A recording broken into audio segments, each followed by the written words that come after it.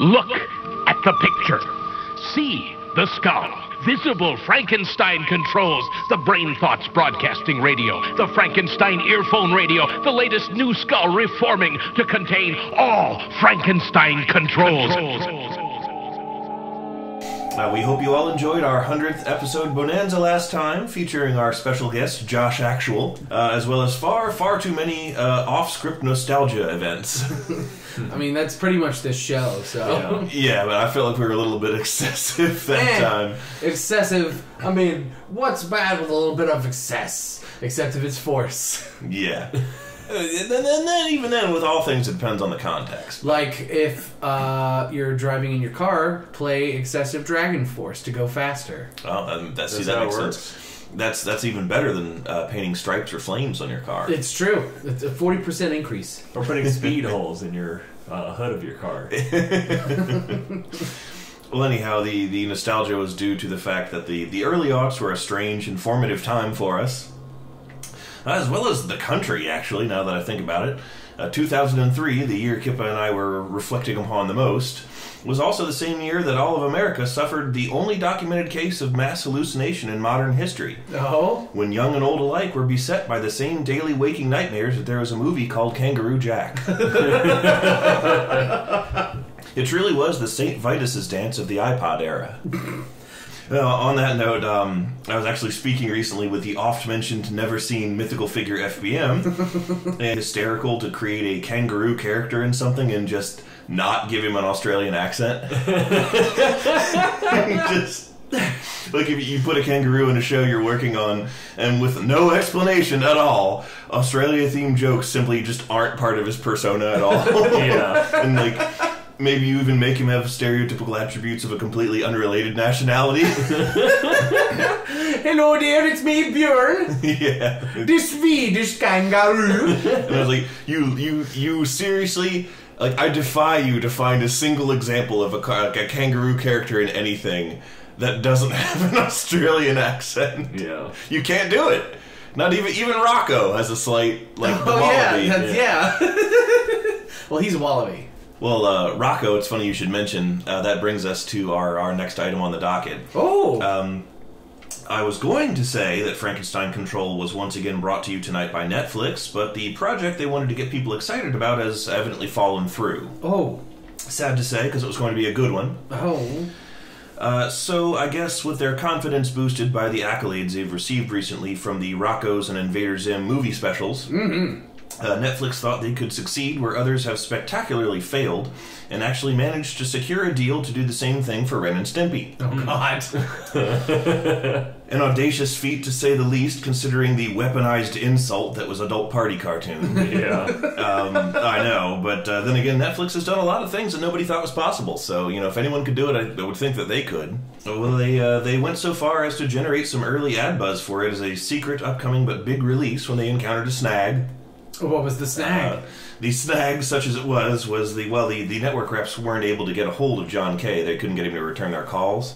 Big surprise there. So they actually went to his house unannounced. Uh-huh. Knock, knock, John Kay, it's your favorite people, network suits. Yeah. He was home, but when he answered the door, he apparently didn't give them much time to explain their offer before he screamed at them, shouting, "Time is an illusion, you're already dead," after which he set himself on fire. Yeah, that fits. That's what he does. That's on brand. That's on brand. I thought it checked out. That's on brand for Special K. Anyhow, long story short, Netflix decided that now is not the best time to move forward with that particular venture. So now I'll turn our own ill-advised venture over to you two. Well, this is the most ill-advised venture of them all. Welcome to Frankenstein Control! I'm your host, forgotten Nickelodeon animator Taylor Russell. To my left is Ada Ship. I'm Ada, and I'm the mind behind deciding to put all the mouths on the chins of the Kasukasupo characters. Their classic look. Mm-hmm. Horrible. Yes, absolutely terrifying. And in front of me, as always, is Beer Eye. I'm B-Rai, and I don't remember anything at all about Cat Dog.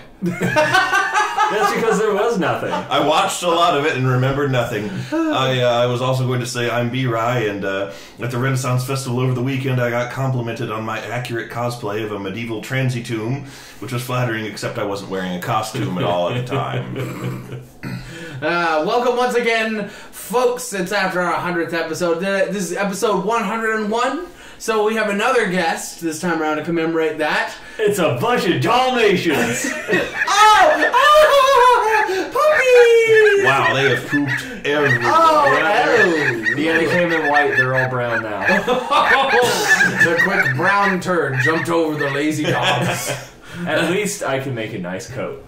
Oh, because you bought all of this wool. Yeah. Yeah. Oh my God, we're perfectly proportioned to be her Horace and Jasper. Yeah. I'm your host, Jasper. In front of me, as always, is B-Rye, and to my right, Cruella de Vil. it's Cruellum. Well, Taylor, we better cut this episode short if we want to have enough time to go rent a rickety old truck and buy a bottle of wine and make a sandwich. All right. Well, I'll pop them off, and you do the skinning. No, we're going to decide on the division of labor at a later junction. Time. They want to watch What's My Crime? That movie is funny. I like that movie. It was back in the Xerox era of Disney, where all the animation looked like it was covered. I thought it just looked like that because it was England. No, Disney's Robin Hood was in that time, Sword of the Stone. But that also takes place in England. Oh my God! I think they were just working within their medium. They knew their own limitations, so it's like, okay, we got to make this work. That's why they based all of their classical cartoons in England. In Filthland. So- It's like Cleanopolis. It's gonna be filmed there when the chimney sweeps went on strike. All our Xerox copies of cells got covered in soot, ma'am. What we gotta do with all these dirty cell drawings? We'll just make them England. Oh, well, that's just a fine idea. And then Walt Disney was dead at that time. Yeah. He was He dead. did nothing. Yes, he did nothing except rot a little bit. He rotted. He was frozen. Isn't he frozen? Is that a myth, or did they actually freeze Walt No, his Disney? corporation made Frozen. They just froze his head. Oh, okay. Well, the rest of him... They're banking on a Futurama kind of deal. Ah, okay. Oh God, yeah, it's stored under the Disney Castle in Florida. You ever notice how in Futurama there are a lot of historical people and celebrities that have their heads in the jars that were long dead before any of that technology could have existed? Oh, yeah. Like how they had George Washington's head, and he's barely even a skeleton now. Yeah. Much less 1,000 years in the future. There was a very late series, and therefore semi-canonical episode that attempted to use somebody's half-baked time travel discovery that they sort of retroactively explained how they were able to do that, but they didn't do a very good job of it, and it wasn't a very good episode, and it was in the season where they were dying again. Yeah. And they were all pretty much, well, we're pretty sure we're almost canceled again at this point, so let's just shit out some weird ideas and run with it. It was always just my headcanon that Your head canon? Yeah, it was my head in a jar canon that at some point all those ancient figures were somehow I Jurassic Park cloned. I And assumed then that too. their heads were preserved when they died. Oh, okay. So I assumed they just brought back the heads. they from time. Or no, they just cloned the heads. Oh yes, that's true. They could Lord. Can you just clone a head? I guess so. like Lord Genome and Gurren Lagann. They could make presidential supercomputers out of people's heads. But they're like, beep, boop, pop, oh, the computer's working! What's that? Slavery? I get a lot of mileage out of the from the episode where Bender steals Lucy Liu's head in a jar and makes the Lucy Liu robot with the "Don't date robots," that whole deal. Yeah. I get a lot of mileage out of memory deleted. Of course. I use that every opportunity. I'll always remember you, Fry. Memory deleted. I say can eat more all the time. I do that too. That episode's just full of great quotes. It Futurama is. in general is excellent. Yeah, I really feel like the reboot or the uncanceling wasn't really necessary. It really wasn't. It was perfect the way it was. Yeah. And I will say that some of the episodes were funny. And we wouldn't... it's like not all of it was bad. It just wasn't really good enough to warrant the time and the hype that came with it. Yeah. You know, we essentially got like the Bud Light of Futurama. Yeah. In the later seasons. It's like, I'll drink it, but I know it's not real. I'd rather have something else. On the subject of space and future and science wackiness. You're not going to talk about Ed Asner again, are you? No, well, yes. So, in our careful viewers will have noted that last time during our 100th episode special, I made a stupid joke about space pirates on the moon shooting guns. And I was like, who fucking brings a gun to space to begin with? Which also makes me think of Futurama with the no shoot fire stick in space canoe, cause explosive decompression. Spare me your space age techno babble, Attila the Hun. But the answer to that question was provided to me yesterday by my father, who texted me that I should look up something called the TP-82 Cosmonaut Survival Pistol, which is a real gun that the Russians brought to space. Okay. Yeah. I mean, What were they going to shoot? So each other. we shoot Amerikanskis. Well, I don't know, you never been to the moon. Maybe there's goblins.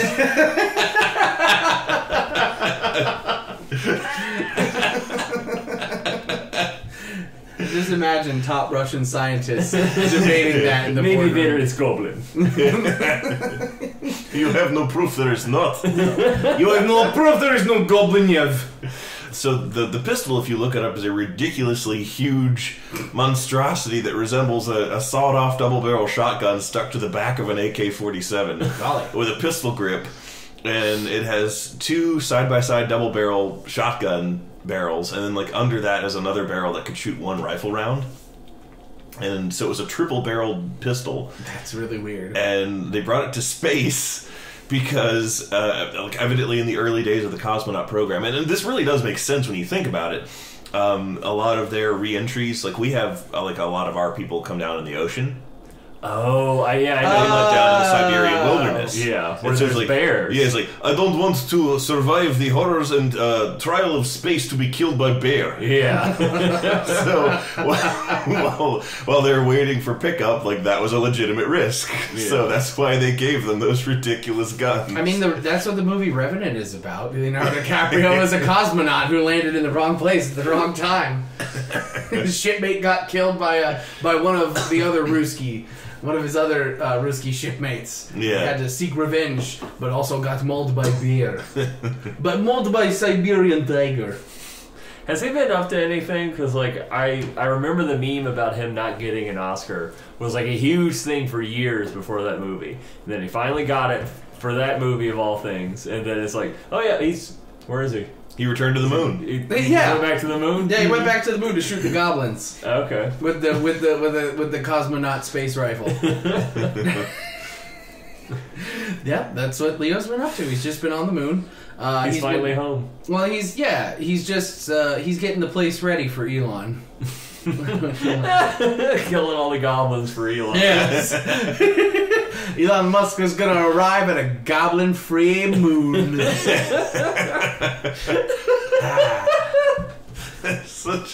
Killing all the goblins for Elon Musk is such a bizarre sentence. And yet it makes so much sense. Because if goblins existed, I'm quite positive that Elon Musk would want them gone. He was like, he dated a goblin. gotta get rid of those goblins. He did? Grimes. He dated Grimes? Yeah, you didn't know about that? I thought they just hung out. No, it's that whole stupid thing about him like smoking weed on Joe Rogan shows because of her. And like her introducing him to all these drugs and weird shit. I thought they were just hanging out and doing that. I didn't realize they dated. Yeah, they were dating. Oh. Their couple name was Grusk.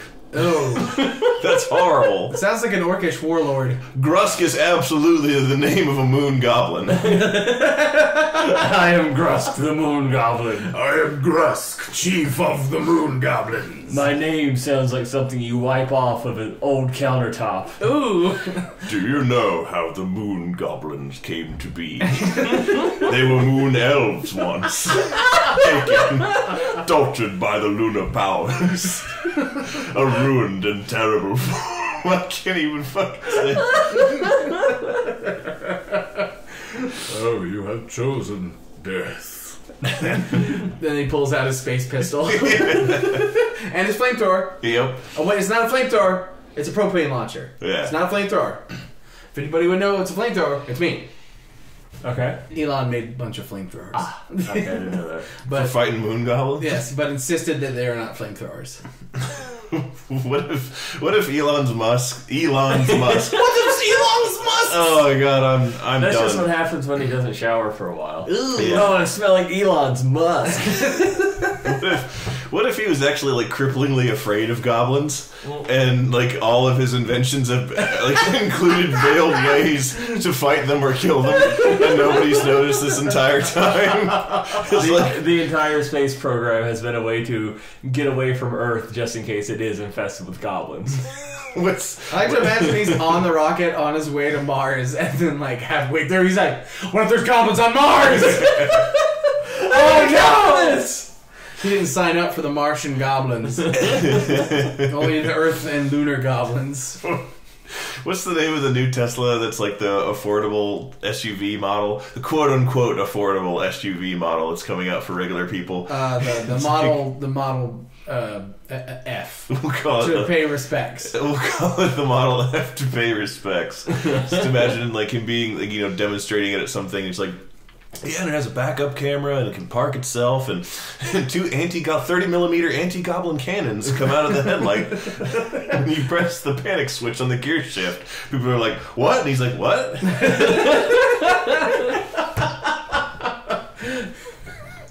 It's got GPS integration.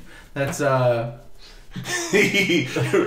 Giuliani, for some reason, walks into the room. Like the cannons come out and start tracking him. He's like, "Mr. Giuliani, you can't be in here right now." Gobliani. The former mayor of New York. I feel like I'm high. I mean, we're talking about Elon. That pretty much just summons the chronic forth. Old. Yeah, we need to get him on the show so he can smoke weed on our podcast. Yeah. And by that I mean like he needs to smoke weed and blow the smoke on the microphone, like blow the smoke weed on the podcast. Yeah. Can he supply his own weed so we don't go to jail? Of course. Cool. Well, it's decriminalized here. It's fine. We're in Virginia. I thought it was only decriminalized in D.C. Uh-oh. Then I have something to tell you guys. Guess what? You guys are accessories too. Yeah. No, I do not have any drugs in the apartment outside of vape juice. For my jewel. Which soon might be illegal. Yes, that's why I'm stocking up on all my bottles of sour cream and onion jewels.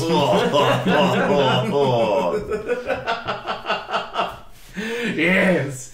Yep. Yeah, they might get banned forever because, of course, it would. Yeah. I mean, I just think it's funny that, like, cigarettes are still around. Yeah, exactly.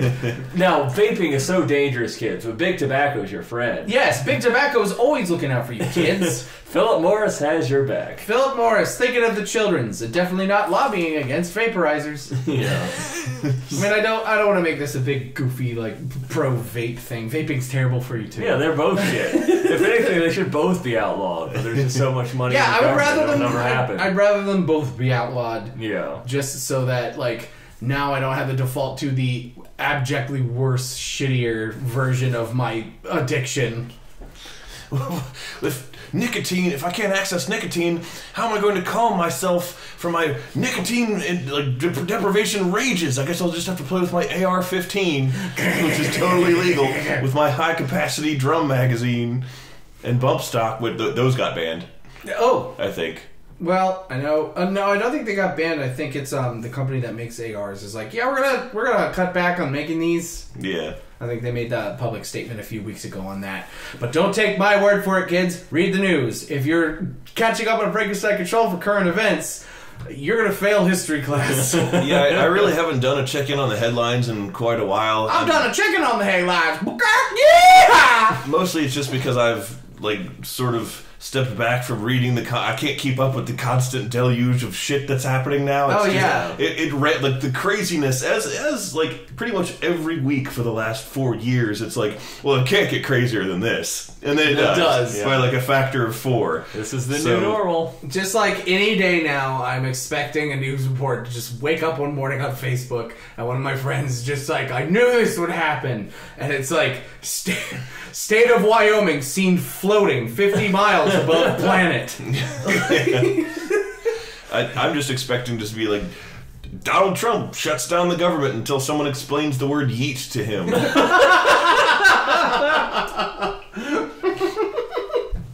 Donald Trump declares Donald Law, says more tremendous than martial law. I mean, one can only assume. One can only assume a lot of things about what's going to happen because you might as well just assume fucking anything because chances are it's going to come true. Yeah. President Trump today signed into law the Anti-Goblin Pact suggested by Senator Musk last week. Senator Musk!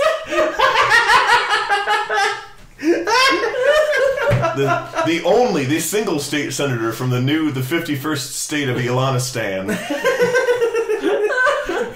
Population 1. Yeah. No, he moved his entire company there. So there's a population of 420. We're 420 and 1 if Grimes feels like coming over. Yeah. He'll only allow her to come over if she brings over 68 of her friends. That's stupid. So you can have more pot numbers. So you can have more Reddit numbers. Meme numbers. Welcome to the number of May. What's Grimes' music like? It's good. What genre would you say she is? Grunge. Grime. Kind of Goblin core. Honestly, yeah. What? Wait, what? It's kind of techno-y and it's weird, and she has a high-pitched voice. I like it. So you'll I haven't go heard a lot, but I like it.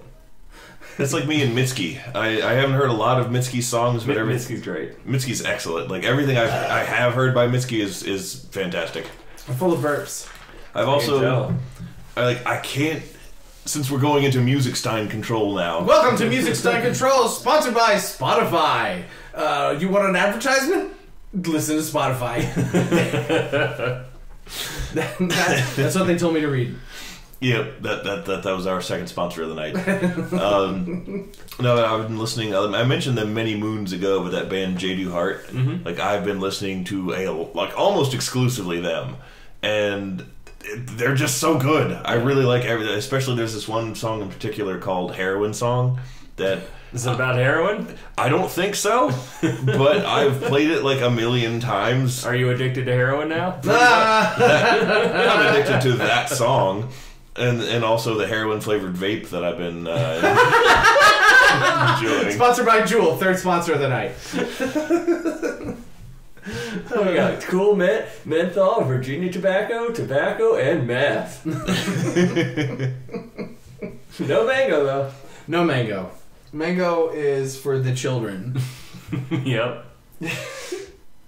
No, God. So speaking of music, I got obsessed with a song recently. Which song? We watched the movie Hereditary. Okay. Oh, man. I'm now. First of all, obsessed with the movie, but also obsessed with the soundtrack. I want to talk about that movie on Spooktacular. Okay. Yeah. I have not. So let's save the major conversation for then. To be continued at a later date, but is Hereditary a horror movie? Yes, it's a horror movie. It's an Actually, yeah, that's your homework now, is that if you listen to Frankenstein Control, if you want to enjoy our Halloween episode, which is coming up soon, you got to watch Hereditary, because we're going to talk about it a lot. Actually, we should set a disclaimer. If you're sensitive to, Guys, pop out some trigger warnings. Yeah, if you're sensitive to psychological trauma sparked by immense tragedy, and also spooky ghosts. And also a handful of decapitation. And also goblins. This means you, Elon. Yeah, you maybe just like listen to a review of the movie or something, because the movie's not for everybody. It's a very heavy movie. Yeah, the movie is oppressively bleak. Yeah. I will just put it that way. But it is also hella fucking scary. Like, I loved it. Oh god, like, no, we can talk about it more later. But yeah, there's a song towards the very end of the movie that is as beautiful as it is horrifying, and I've been listening to it nonstop. Is it a song like made for the movie, or is yes, it by, it's made for the movie. So it's okay, I got you. So it's a movie soundtrack song. And the person that made the soundtrack for that movie is also who's doing the soundtrack for the Uzumaki special on Toonami. Of course they are. So, God really? Damn it, I'm gonna miss that fucking Uzumaki special, because when is it gone? I have no idea. Because I'm still not back in my house yet, and they haven't even begun work. Oh, yeah. So this whole time I've missed like the premiere of a lot of good shit on. Like, I'm missing Gendy Tartakovsky's Primeval that's airing on. Oh yeah, that guy. I need to watch that. Yeah, And, I heard that came out. Like, I pay for cable, but I can't watch it because my house got wrecked by idiots. Yeah. You can always watch it on totally legitimate websites. Yeah. Yeah. Yar. Goblins! That's right, all goblins choke like pirates. Ye don't know how to sail the lunar seas. Yar, the sea of... I forgot the name. The Goblin Sea. No, there's a form, like a geographic formation on the moon called the Sea of something, but I forgot what it was. The Sea of No Water. The Sea of No Water. The Sand Sea. There's no sea in the moon. Nope, there's no sea and moon. Well, since we have a few minutes left, and Frankenstein Control often bounces back and forth between bizarre shit and historical references and also somewhat educational, I have a figure for us all to learn about this time. Oh. His name is Cassius M. Clay. Oh, what, Muhammad Ali? No, not Muhammad Ali. The guy, I won't say that Muhammad Ali was named after him, because I honestly don't know, and I neglected to look that up. I meant to look that up, but I forgot. He was an absolute badass. Oh, okay. Finally, B-Ride talks about someone that isn't a horrible murderer. Yeah. Or Elon Musk. Some iffy shit happened in his late life, which we'll get to at a later date. But to begin with, he was a Kentucky politician in the same generation as Abraham Lincoln, whom he was friends with. And he was a rabid abolitionist. Nice. Despite the fact that he came from a slave-owning family, he freed all of his slaves. And I think he even hired on and paid some of the ones who wanted to stick around. Yeah. He was probably also weird and bad in other ways by modern standards, because who wasn't from back then? Yeah. So I'm not who going to be isn't from right now? Yeah. So I'm not about to be like, this dude was the best guy ever. I'm going to gloss over some horrible shit he did that I just don't know about because I'm a privileged white man. Yeah. So there's our disclaimer there. But so naturally, being a rich white dude at the time who was against the thing that made most rich white dudes at the time, he was hated, and threats on his life were frequent, to the extent that he had 2 cannons installed in his office. Whoa. So that if you broke down the office, if a mob broke down his office doors, he'd be sitting there at his desk with a couple of 4-pounders pointed at him, being like, surprise, and furthermore, fuck you. Yes, that was his running mate. Furthermore, fuck you. Oh my god, why is that not the name of a historical character on something? Because that's excellent. I do know that one time some guy did jump out and try to assassinate him at a speaking event. Whoa. The guy shot at him, and Clay blocked the bullet with the sheath of his Bowie knife. What? Tackled the dude, cut out his eyes, and threw him off an embankment. Oh my god! Is he a fucking anime samurai? Pretty much. Whoa. Samurai. With 2 cannons. Then later on, I think he went to somewhere else, possibly Texas. I don't remember where he went. Tejas? And They didn't have Tejas until James K. Polk. Exactly. I was thinking about that on my drive to work today, about how funny that scene is. But basically, this whole family of guys attacked him, like these 6 brothers who are all violent racists. And he, again, even though they had guns and beat and stabbed and shot him, he fought them all off with his Bowie knife again and killed one of them. Wow. Wait, I guess he only had to kill one of them before they all go running home. Yeah. Scared. And so if you look him up, you'll see much more than I have time to cover here. But he just lived a lifelong adventure. He died at 92. Wow. And he was like appointed. Like, Abraham Lincoln made him ambassador to Russia and shit, and, like, he secured Russian support for the Union in the Civil War. It's like, you're the only man badass enough to take on all those polar bears. I assume polar bears are in Russia. Well, if they aren't, go find out! Yeah, and kill one. Yeah, kill one and bring it back. And, yeah, he just had a lifetime of just fighting for abolition and fighting racists. Yeah. Literally fighting them with knives and guns. He was the Jack Churchill of the Senate. The iffy shit I was referring to earlier is that at 84 years of age, he did marry an orphaned 15-year-old. Ooh! And now, that I would like to think that was just because social conventions at the time meant that was the best way for him to, like, adopt her into his family or whatnot. But I have no proof of that, and it very well may have been a creepy, gross, awful thing. Yeah. So... What are you talking about? This is the 1800s. Everybody was marrying 15-year-olds at 80. Let's not talk anymore about that. I'm not saying it's right. I'm just saying back then that's fucked up. That's what happened all the time. This is how it was. It's like, honey, you're going to be marrying Strom Thurmond. who was then only a sprightly 53. Strom Thurmond was a Skeksis. And with that image, ladies and gentlemen, we're going to leave you with Strom Thurmond the Skeksis. Ah! Trial by a stone! It's Strom Thurmond! Quickly! Our 101 Dalmatians! Get him! Trial by stone! I haven't seen Dark Crystal! Now even you know I am a menace. I hand you the secrets to save the entire human race and the entire universe.